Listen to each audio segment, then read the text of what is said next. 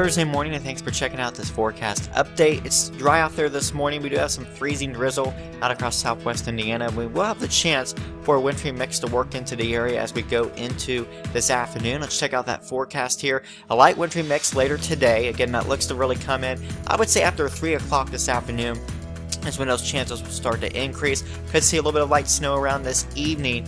Most of the roadways should be just wet here. Could see some very minor dusting or coatings of snowfall on some of the grassy areas here this evening, and that will move out of here after about 10 o'clock tonight.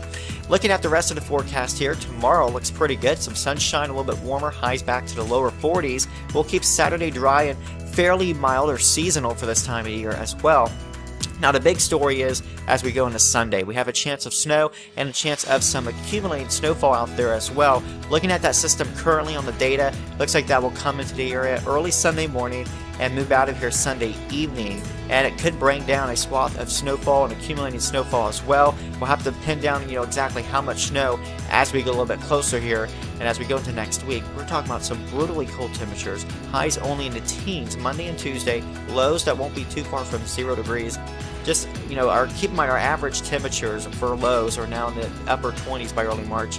So this is way below, almost 30 degrees cooler than where we should be for low temperatures by early next week. So again, this is unusual, very cold air for early March. Now looking at that system again for Sunday, here's kind of a risk map showing you the overall idea of the storm track and the swath of where we think the greatest risk will be for snow here around Indianapolis and points down to the south at this time. We will keep you guys updated over the next few days. You'll definitely want to stay tuned. Thanks for watching. Hope you guys have a great day.